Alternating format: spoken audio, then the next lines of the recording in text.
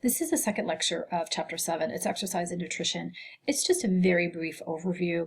There's actually classes offered for an entire semester on exercise and nutrition, so we'll just be touching upon some basic concepts. Exercise is defined as a planned, structured physical activity and to enhance fitness. And the reason I put this definition on a slide is when I used to work with clients, they would construe a lot of things as planned exercise, gardening, taking the trash out, and it's great that they're moving about, but when I'm talking about exercise, I'm talking about, I'm going to do Tabata training 3 times a week, or plyometric training 1 time a week, and Tabata 1 day a week, or whatever the combination might be. So it's a little more than your daily activities. And the timing of nutrients really influences performance outcomes. I go crazy when I hear about some of these college teams or professional teams promoting protein supplements, and you see the kids dragging on the ice or football field because they're not taking in enough calories or carbohydrate. It depends on the sport what the nutrient needs are. You have to train and eat according to the sport you're participating in. But very often, unfortunately, they get a hold of some misinformation, and it negatively impacts their sports performance. So it does matter what you eat and when you eat for athletic training and game day. So what drives what type of fuel we'll use? My favorite exercise physiology professor always used to say, intensity governs results. So probably the person who leisurely walks on the treadmill without breaking a sweat isn't going to get the results of the person that does suicides twice a week and runs a stadium. It's just the reality. They may spend 4 hours on the treadmill versus a 3 day a week 30-minute workout of higher intensity, and that is actually going to dictate what the results look like. And the duration as well. But we now know shorter durations of intense exercise are just as beneficial as longer durations of exercise. So what's available? Well, if your glycogen stores are tapped out, the body says turn the page, next. How well the person is trained will impact the utilization of fuel, of resources. I like this chart because it shows you what energy utilization, what source of energy is utilized depending on the sport. So if you're sprinting, you're using the ATP creatine phosphate,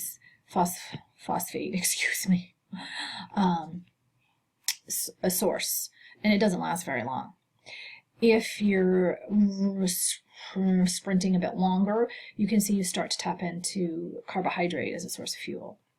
And the longer you go, the longer the distance you run, the more you tap into those carbohydrate stores or glycogen stores. And ultimately, if you're going to do an all-day hike, you can see the duration, 5.5 to 7 hours. You're going to be using some fat stores as well. So if you're one of those people that likes to hike Katahdin, I'm not making fun. I'm just not. I've got friends that have tried to get me into hiking, and I just can't do it.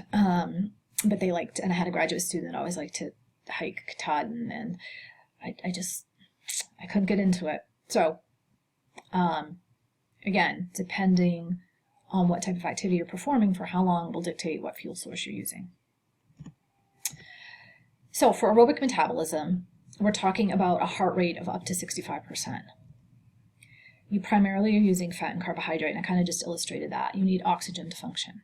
For anaerobic metabolism, so no oxygen, higher intensity with a heart rate of 65% or more. This is my favorite type of exercise. You feel like you can't breathe and you're going to throw up. I guess it's a bit sadistic, but that's the type of exercise I enjoy. I won't run any longer than 3 miles because I find it exceedingly boring. That's just me. Everybody has their own exercise preference. And often type of muscle fiber will dictate someone's preference for a particular type of exercise. I tend to have more type 2 muscle fiber than type 1. I'm not made for long distance running. I can't do it. And anaerobic does use carbohydrate, but it produces a byproduct, lactic acid, which can be then reused. It will then be utilized as fuel. It's inefficient and it's limiting. If anyone who's ever sprinted knows that you hit the wall, like you've got nothing left in you. And again, I already said it doesn't need oxygen. Carbohydrate needs may increase depending on the demands, which is dependent on the type of exercise you're doing. So the longer duration, higher frequency, high intensity, if you have a poor ability to store glycogen, if you are highly trained, you should have a better ability to store glycogen. That's why people carbohydrate load. Longer duration training, so if you're somebody who's training for a marathon, obviously the amount of calories you need from carbohydrate are going to go up on a daily basis. Environmental conditions, one of my favorite movies, I love the Rocky movies, and he's fighting Drago, and he goes to Siberia, I guess it is, to train, and he's running through the snow in his winter boots with his coat, and he runs up the mountain, and Rocky would need more calories than if he was training in Philly on a nice spring day. So that's what I'm kind of getting at there. If you're an athlete, you probably need 5 to 10 grams per kilogram of carbohydrate to meet your needs. This is just a general approximation. In terms of fat, your fat needs may increase too, depending on your fitness level. If you're doing a moderate intensity of long duration, so if you're a long distance runner, you'll probably need more fat on a daily basis. And depending on how well you mobilize those fat stores or what reserves you have, that may dictate your daily fat consumption. In terms of protein, your needs obviously will increase due to muscle damage and repair. So what builds muscles is resistance training. We get these little tiny micro tears in the fibers, and when your body goes in to repair those tears, guess what? Hypertrophy, your muscles grow. So you have to have protein to do that, but you also need carbohydrate. You get an increase in red blood cell production. Guess what? That means you can get more oxygen to your cells. You can fuel them. Increase in enzyme production is also important for the elimination of the byproducts of exercise. And it also decreases, your needs may increase if you have a decreased availability of glucose available. And I've said this before, I'll say it again, muscles don't get bigger if you consume more protein. Muscles get bigger with resistance training and adequate carbohydrate and protein consumption. Athletes in general need 1.2 to 1.8 grams per kilogram per day. If you recall, the average American takes in 1.2 grams per kilogram. So athletes are on the higher end of that. Micronutrient needs, let's not forget about the vitamins and minerals. B vitamins are important for energy producing reactions. Iron carries oxygen, hemoglobin.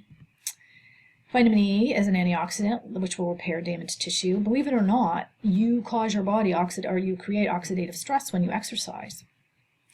Folate builds red blood cells, calcium for your strength in your bones, and you need to maintain adequate fluids, or take in adequate fluids to maintain electrolyte, to maintain your hydration and for appropriate electrolyte balance as well.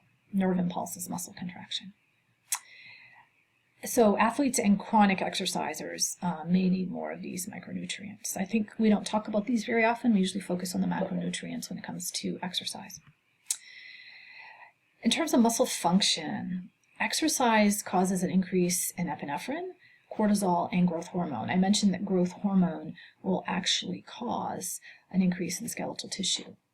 And it will promote glucose and fatty acids to be released and catabolized. So those folks that exercise tend to be on the leaner side, and those fatty acids will be taken up and utilized, fatty acids and glucose by the muscle to continue to perform that physical activity, and they'll be gone, they'll be burned off. VO2 max measures exercise capacity. I like to, actually, that's the next slide, hold on. I've got my slides a bit out of order, so bear with me. Energy sources in resting muscle.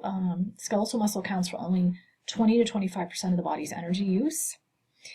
The rest of the energy, again, that's the catabolism of glycogen stores. Energy needs are met by the oxidation of fatty acids and glucose, and the fuel source is going to shift depending on the fed-fast state. So, depending on when the last time your meal was, will depend on what fuel source is utilized. During exercise, we have energy systems that supply ATP. We have the ATP phosphocreatine system, which provides a very short burst of energy, or ATP. The lactic acid system, which is generated during anaerobic exercise, anaerobic glycolysis, and the oxidative system, which is the so-called aerobic metabolism. I wanted to show you this because it shows you how long you can go with each one of these energy systems. Obviously, the aerobic metabolism allows you to last the longest. The lactic acid system, so the anaerobic glycolysis, allows you to peak, but then it levels off quickly. And the ATP phosphocreatine system starts out at a very high ability to expend energy, so you can get up and go, but it peters out rather quickly. Anybody who's sprinted gets this when you look at it. So I want to go back to VO2 max. So at 20 to 40% VO2 max, which is a measure of oxygen utilization during exercise, the skeletal muscle is and it's a measure of exertion, so oxygen consumption, how heavily you're breathing. Skeletal muscle uses fatty acids primarily because this is light physical activity. So when we kick it up a notch, 60 to 75 VO2 max, we start to use stored glycogen, fatty acids as well, and triacylglycerols. So the triacylglycerols, the triglycerides, are broken down, and then you have more free fatty acids to use. So at 85% VO2 max, we're back to, I think I'm going to vomit and I can't breathe. Carbohydrate oxidation and degradation of muscle glycogen starts happening. Muscle fatigue occurs when your skeletal tissue is tapped out. There's nothing left. And you can't keep pushing. You can push so long, but you can't keep going. Oh, so what's so great about exercising? Well, there's a lot of things, but what I want to talk about is some of the adaptations that occur. I guess that's a better question. What adaptations occur? You actually get a greater number of mitochondria. I mean, that's amazing. And they grow. So remember, the mitochondria are the powerhouse of the cell. So your body's making more mitochondria, and they're getting bigger. You have increased heart and lung capacity. You have actually increased capillary perfusion of your tissues. So you're also you have angiogenesis, you're creating new blood vessels. So it really is quite amazing. Decreased insulin resistance. There's so many benefits of exercise. And that concludes my lecture for Chapter 7. We'll see you next time. Bye-bye now.